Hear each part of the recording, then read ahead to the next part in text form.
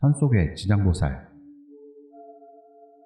산괴담이라면 조난이나 사고가 따르기 마련이라 제가 이야기할 때는 대개 가명을 사용하겠습니다. 몇 년인가 전에 산친구인 가츠머리라는 녀석이 나를 찾아왔습니다.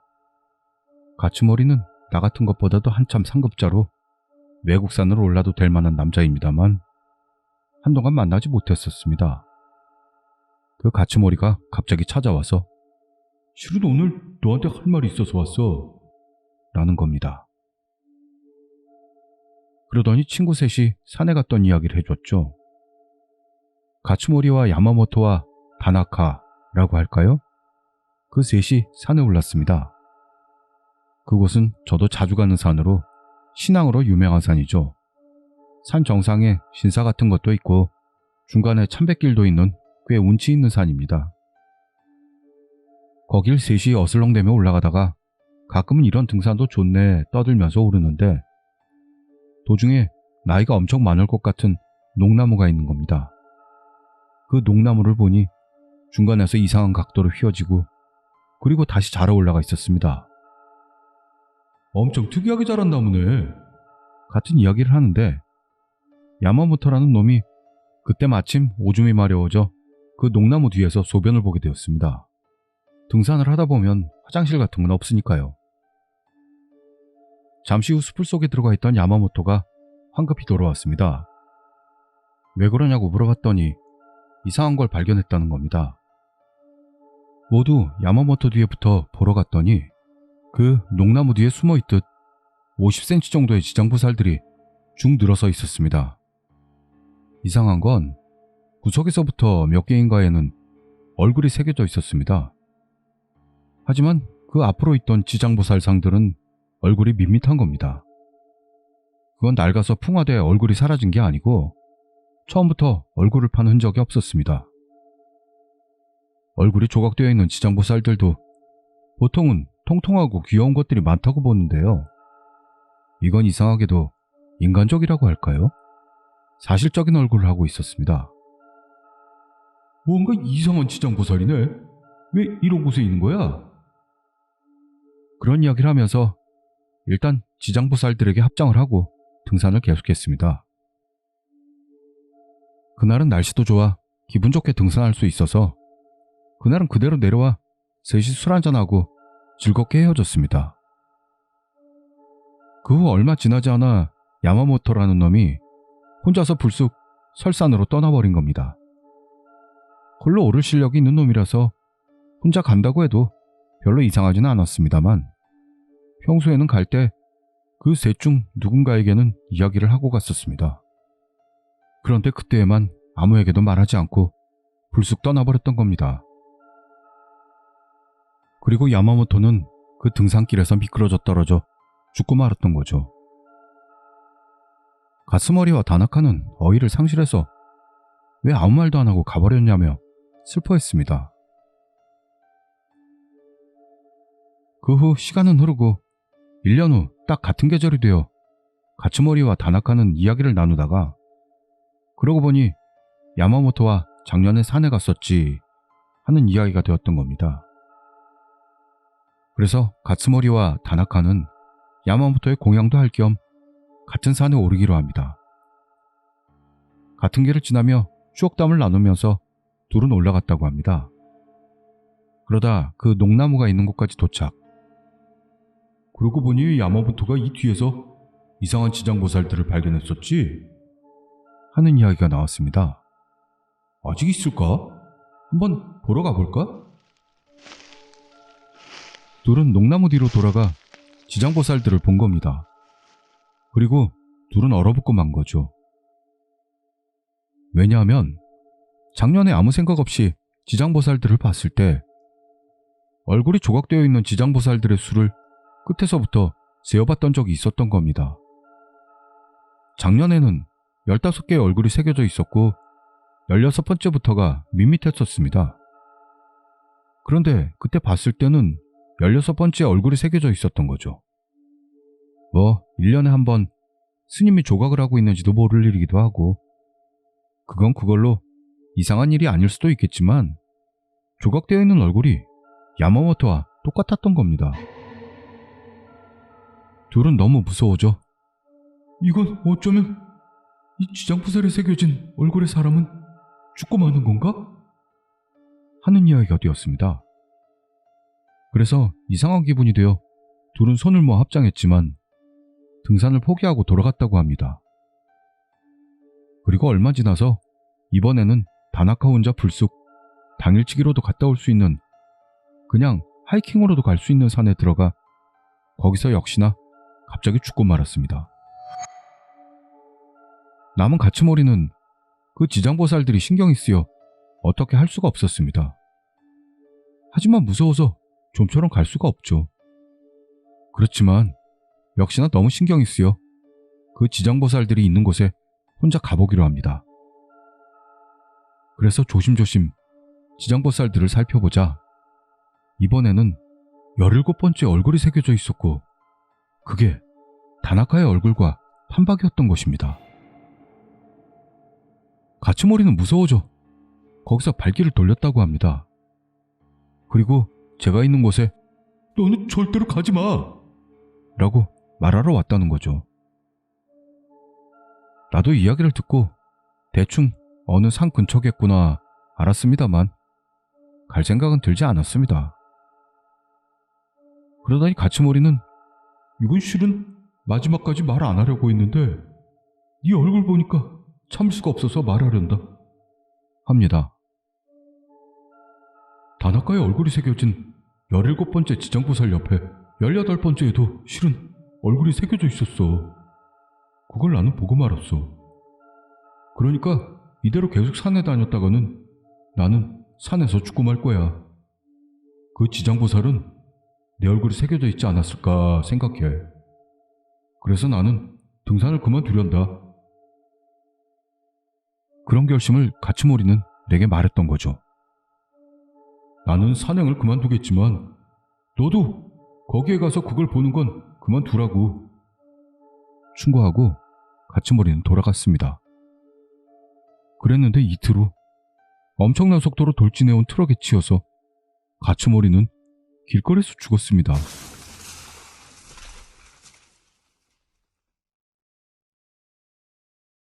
조난비. 일본에도 3000m급의 산은 꽤 있습니다. 그런 산 속에는 등산로에 닿기까지 터널을 몇 개나 넘어가지 않으면 안 되는 산이 있습니다. 여름에는 버스가 다니거나 하는 교통망이 있습니다만 등산 전문가들은 겨울산을 타고 싶어 해서 그 즈음에는 대개 그런 길들은 통행 금지가 됩니다. 그렇게 되면 스스로의 다리로 터널을 통과해서 등산로까지 가지 않으면 안 됩니다. 가칭 사사키와 다나카라고 하겠습니다. 두 남자가 그런 방법을 이용해 터널을 지나 등산로까지 갔습니다. 그날은 날씨도 맑아 기분 좋게 산행을 할 수 있었죠. 계속해서 내리막일 때도 날씨가 좋아 이거야말로 즐거운 산행이라고 이야기했습니다. 겨울은 아무래도 산이 급변하니 이렇게 계속해서 날씨가 좋은 건 드문 일이죠. 그러니 둘은 좋을 수밖에요. 거기부터 갈 곳은 다시 걸어서 터널을 빠져나가 기슭까지 내려가야 합니다. 자, 그럼 여기서 잠깐 쉬자 라고 하며 둘은 담배 한테 하는데 다나카는 소변을 보고 싶어져서 숨 옆에 오줌을 누러 들어갔던 겁니다. 그러더니 돌아온 다나카는 엄청난 걸 발견했다고 합니다. 사사키는 네가 깔긴 오줌 자국 같은 건 보고 싶지 않다 라고 했지만 다나카는 그게 아니야. 잠깐만 와줘봐. 랍니다. 따라가 봤더니 다나카가 간 앞에는 좁은 오솔길 같은 게 있는 걸 알았습니다. 사사키는 다나카의 뒤를 따라갔더니 그 오솔길이 직각으로 꺾이더니 갑자기 광장으로 나왔다고 합니다. 그곳에는 엄청난 수의 조난비가 서 있었습니다. 조난으로 죽은 자들의 위령비 같은 것 같았습니다. 그것들은 이끼에 덮여 있거나 글자도 보이지 않게 되어 있거나 금방이라도 쓰러질 것 같거나 요컨대 이미 잊혀져 버린 장소로 느껴졌죠. 꽃은 물론 놓여있지도 않았고 누군가가 다녀간 듯한 자취도 없는, 여기에 왔던 것도 정말 우연이고 뭔가 서글픈 분위기도 나서 둘은 손을 모아 합장을 하기로 했습니다. 이런 곳이니 이미 아무도 오지 않겠지? 엄청난 곳을 우연히 발견한 거네. 그런 말을 하며 둘은 돌아가서 깃을 걸어 나가기 위해 다시 걷기 시작한 거죠. 터널 안에 들어가니 겨울이라서 바닥에 물방울들이 떨어져 결빙되어 있었습니다. 머리에는 전구가 달린 헬멧, 발에는 미끄러지지 않도록 아이젠을 차고 앞에선 사사키가, 뒤에선 다나카가 걸어가고 있었습니다. 사사키는 앞에서 한참을 걷고 있었는데 아스락거리며 바로 뒤에서 들려오던 다나카의 발소리가 점점 멀어지는 겁니다. 다나카, 왜 그래? 늦어지잖아! 하며 뒤를 향해 말을 걸었더니 다나카의 라이터는 제대로 보이고 있었습니다. 다나카가 미안한데 상태가 좀 안 좋아서 괜찮으니까 먼저 가. 라고 해서 사사키는 다시 한동안 그대로 걷다가 뒤를 보자 다나카의 라이터 불빛이 더욱 떨어져 있는 위치에서 빛나고 있는 게 보였습니다. 야, 다나카, 괜찮냐? 아니, 뭔가 상태가 안 좋아. 다리가 왠지 잘 걸어지질 않아. 사사키는 별다른 이상은 없는데 어두운 터널 안을 홀로 걷고 있는 탓에 사사키는 사사키대로 불안해집니다. 그래서 사사키는 잠시 멈춰서 다나카를 기다리기로 한 거죠. 그랬더니 한참 있다가 다나카가 겨우 따라온 겁니다. 다나카, 괜찮아? 물어봤습니다만 서로의 머리에 있는 불빛으로 인해 서로가 잘 볼 수가 없었죠. 다나카가 뭔가 몸이 안 좋아. 하더니 무릎을 꿇었습니다. 그러자 다나카의 배낭 부분에 사람이 엎여 있는 게 보였던 겁니다. 사사키가 너 누굴 업고 있는 거야? 라고 말했습니다. 다나카는 자기 뒤를 보더니 왜? 하며 달리기 시작했습니다. 사사키가 헬멧 라이트로 그것을 봤더니 그 엎여 있는 사람은 다리 부분이 없었다고 합니다. 다나카가 달리기 시작하자 그 붙어 있는 것도 이리저리 흔들리면서 필사적으로 배낭을 움켜쥐는 것처럼 보였습니다. 사사키도 서둘러 다나카를 쫓아갔습니다만 터널 출구 있는 곳에서 다나카가 지쳐 쓰러져 있었습니다.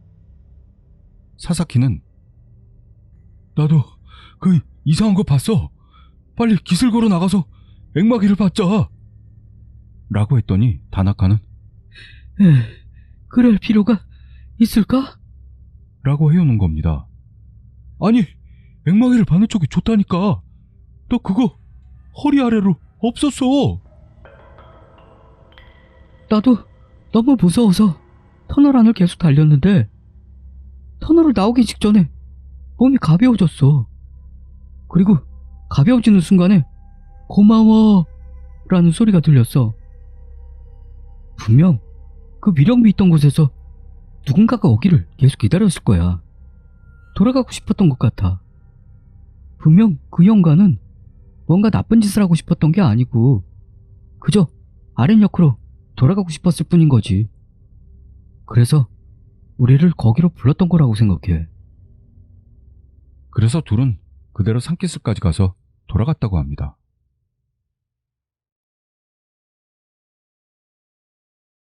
존대. 여러분은 그다지 모를지도 모릅니다만 일본에는 특히 산괴담이 많죠. 일본은 독특한 섬나라로 일본해와 태평양이 끼어 있어서 일본의 알프스라는 건 그 가운데에 부채처럼 서 있는 것입니다.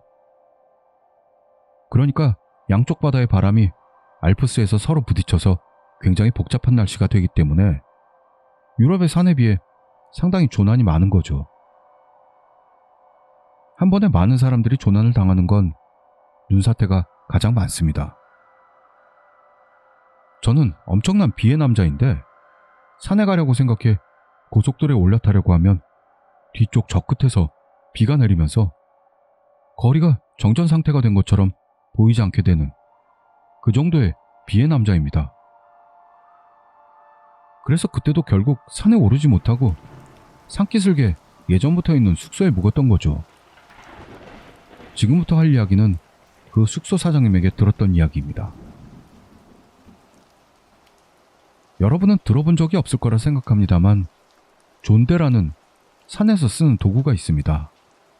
존대라는 건 대체 뭐냐 하면 빨랫대를 더 가늘게 만든 것 같은 긴 막대를 말합니다. 그럼 이 도구는 뭐에 쓰는 것이냐 하면요. 조난을 당했다는 정보가 있으면 그 존대를 눈 속에 찔러가며 사람이 묻혀 있는지 아닌지를 확인하는 도구입니다. 어느 날 산사태가 일어나서 5명이 매몰되고 말았습니다. 그리고 같은 시간대에 다른 곳에서도 사고가 있어 경찰은 모두 그쪽 사고 처리로 가버린 바람에 지역 주민들이 어떻게든 구조에 참여해주지 않겠냐는 요청을 받았던 거죠. 그때 어떻게 해서 파묻힌 사람을 찾냐 하면 한 번에 눈 위로 올라가서 모두가 늘어서 걸어가며 그 존대를 눈 위에 찔러가면서 내려가는 겁니다. 그 작업을 하면서 5명 중 4명은 발견했습니다. 그리고 모두 살아있었죠. 그러나 그 작업을 몇 번을 반복해도 나머지 1명은 아무래도 발견되지 않는 겁니다. 눈사태라는 건 위에서 일정 방향으로 내려오는 거라서 대개 어디에 파묻혀 있는지 짐작이 가능하죠. 그래서 모두가 그 근처를 존대로 찔러봤습니다만 아무리 해도 사람이 매몰되어 있는 감촉이 없습니다. 그랬더니 이 이야기를 해준 사장님이 어쩐지 그 루트에서 벗어난 바위 뿌리 쪽이 신경 쓰였다고 합니다. 눈사태의 경로를 봐도 그 바위 쪽까지 갈 리가 없었지만 너무 신경이 쓰여 열에서 떨어져 거기로 가보았답니다. 그리고 몇 차례 찔러봤더니 감촉이 있었습니다. 있어! 모두에게 소리치고 팠지만 그 사람은 죽었다고 합니다.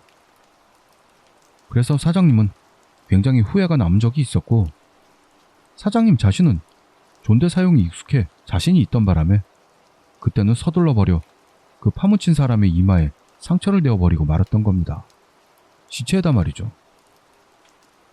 그게 지금도 마음에 남아있다고 말합니다.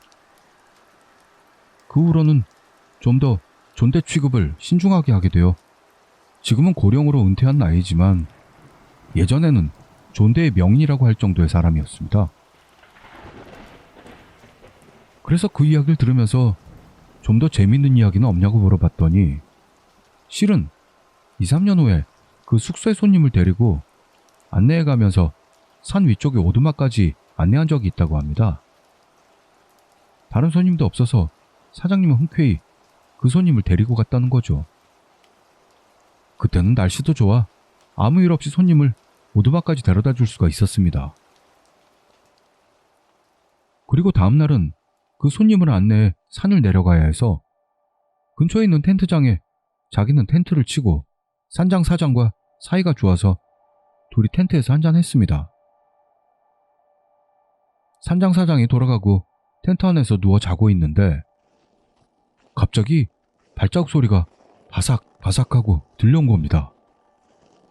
엄청 마신 상태에다 이미 늦은 시간입니다. 보통 사람이 걸어온다면 자기는 누워있으니까 대체로 소리가 수평으로 들릴 텐데 그 발소리는 자기보다 조금 높은 곳에서 들려오는 느낌이 납니다. 그리고 그 발소리가 자기에게 다가오고 있습니다. 뭐지? 하고 생각하고 있는데 갑자기 가위에 눌리고 맙니다. 그러는 동안 그 발소리가 자기 텐트 바로 위에서 멈췄던 겁니다. 그리고 조용히 한동안 시간이 지났다고 생각했더니 갑자기 찌익 하는 소리가 나면서 텐트에 구멍이 뚫리고 존대가 튀어나왔습니다. 처음에는 배 있는 부분으로 뚫고 나왔죠. 그리고 몸에 닿기 직전에 멈췄습니다. 존대가 텐트 밖으로 빠지고 다시 다른 곳에서 찌익하며 구멍이 뚫리고 이번에는 존대가 가슴 부근으로 들어옵니다. 그게 정확하게 자기에게 닿을 듯 닿지 않을 듯한 곳에서 멈추는 겁니다. 다음은 목원절이. 다음은 머리라고 생각하고 가위를 풀려고 길을 썼더니 머리 있는 곳으로 찍 하고 뚫고 들어온 존대로 인해 정신을 잃고 말았습니다. 다음날 깼더니 텐트에 구멍 같은 건 뚫려 있지 않았죠. 꿈인가 싶어 이마를 짚어봤더니 피가 나고 있었다고 합니다. 그러더니 사장님이 내게 말했습니다. 가위에 눌려 존대가 텐트로 뚫고 들어오는 도중 다른 뚫린 구멍으로 찌르는 남자의 얼굴이 보였다고요. 그래서 저는 사장님에게 그럼 사장님이 이마에 상처냈던 조난자의 얼굴이었어요? 라고 물어봤죠. 그랬더니 사장님이 아니야, 틀려. 좀 더 잘하는 놈이었어. 라고 말하는 겁니다. 그건 말이야, 나였어. 라고 사장님은 말했습니다. 그렇다는 건 어느새 본인이 조난자 쪽이 되어 있었던 거군요.